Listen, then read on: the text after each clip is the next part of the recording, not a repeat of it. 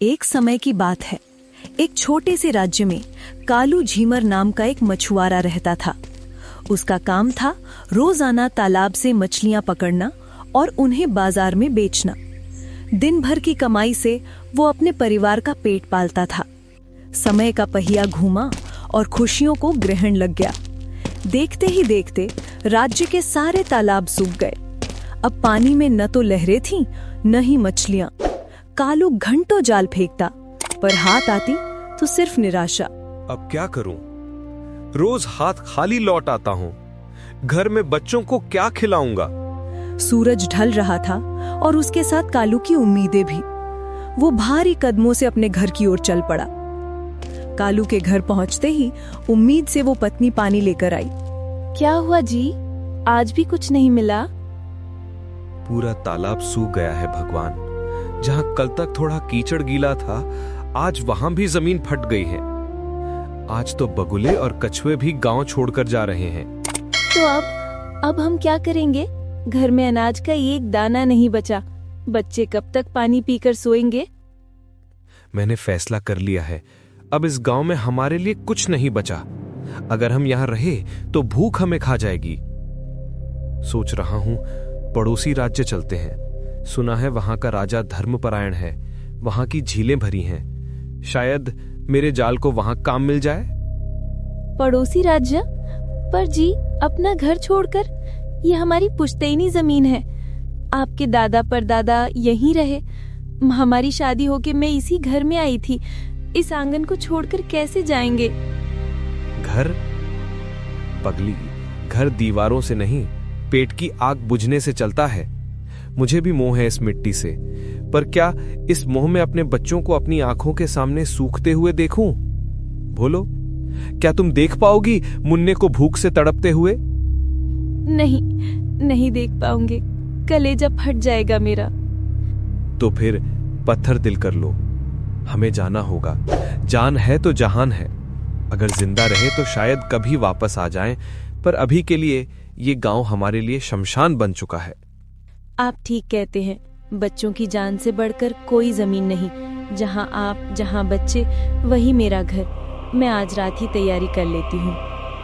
हाँ, जो भी थोड़ा बहुत जरूरी सामान है रख लो। और सुन, वो पुराना संदूक मत खोलना। भारी सामान हम नहीं ले जा पाएंगे।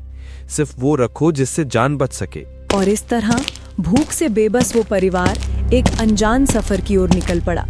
बच्चे भूख और प्यास से बेहाल थे। बापू, अब और नहीं चला जाता। बहुत प्यास लगी है। क्या हम थोड़ी देर रुक नहीं सकते? बस बेटा, थोड़ा और। देखो, वो सामने एक बड़ा पेड़ है। वहाँ छांव भी होगी और शायद पास में पानी भी मिल जाए। जी, पानी तो कब का खत्म हो गया। बच्चों का गला सूख रहा है। इस बंजर रास्ते में पानी कहाँ मिलेगा? भगवान पर भरोसा रखो। वो चींटी को भी दाना देता है। हमें प्यासा नहीं मारेगा। चलो, उस पेड़ तक चलो। उम्मीद की एक किरण उन्हें उस पुराने बरगद के पेड़ के नीचे ले आई। वहाँ एक कुआं तो था, पर पानी निकालने का कोई साधन नहीं था। बापू देखो, वो रहा कुआं। हाँ, चलो, यहाँ पानी मिल जाएगा। कालू ने अपनी सूझबूझ और मेहनत से कुएं से पानी निकाला। पहले अपने प्यासे बच्चों और पत्नी को पिलाया और फिर खुद अपनी प्यास बुझाई। अमृत जैसा पानी पीकर उनके शरीर में थोड़ी जान आई। मंजिल अभी दूर थी, इसलिए उन्होंने विश्राम किए बिना ही आगे बढ़ने का फैसला किया।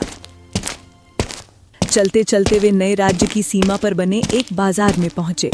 बाजार सजा हुआ था, लेकिन वहां के लोगों के दिल पत्थर के थे। भाई साहब, बच्चे 2 दिन से भूखे हैं। क्या थोड़ी सी बची कुची मिठाई या रोट मिल सकती है? मेरे पास अभी पैसे नहीं हैं, पर मैं मेहनत करके चुका दूंगा। कालू की विनती उस व्यापारी के कानों पर जू तक नहीं रेंगी। उसने कालू की मजबूरी का मजाक उड़ाया। चलो चलो, आगे बढ़ो। यहाँ कोई धर्मशाला नहीं है। पैसे नहीं है तो बाजार में क्यों आए? मुफ्तखोर कहीं के। उस व्यापारी ने कालू के आत्मसम्मान को चोट पहुंचाई थी। उसकी आंखों में एक अजीब सी चमक आ गई थी, अपमान और गुस्से की। देखना, एक दिन मैं इतना कमाऊंगा कि कोई मेरे बच्चों को भूखा नहीं देख पाएगा। चाहे जैसे भी हो, पैसा तो मैं कमा कर रहूंगा। सूरज ढलते ढलते वे नए राज्य के पास पहुंच गए। वो देखो सामने, वही है वो नया राज्य।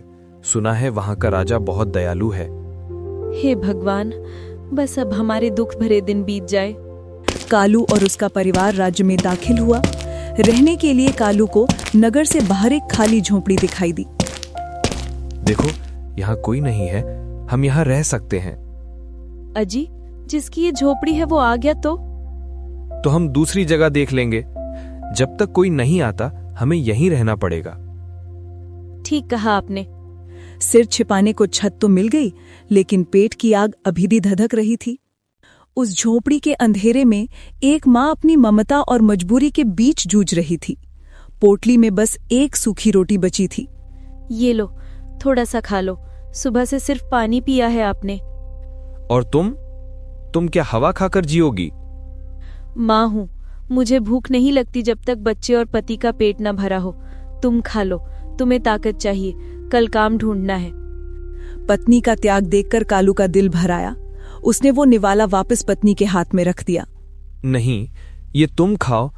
अगर मैं अपने परिवार के लिए 2 वक्त की रोटी भी नहीं जुटा सकता तो मेरा निवाला गले से नीचे नहीं उतरे ना।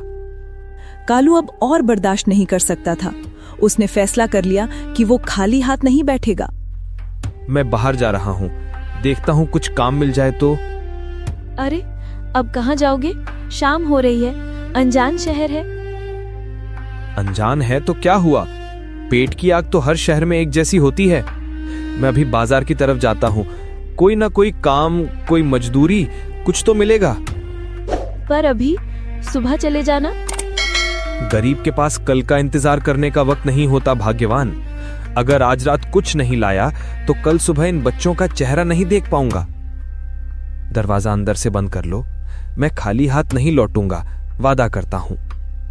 कालू ने पत्नी को भरोसा दिलाया और अंधेरे रास्तों पर निकल पड़ा।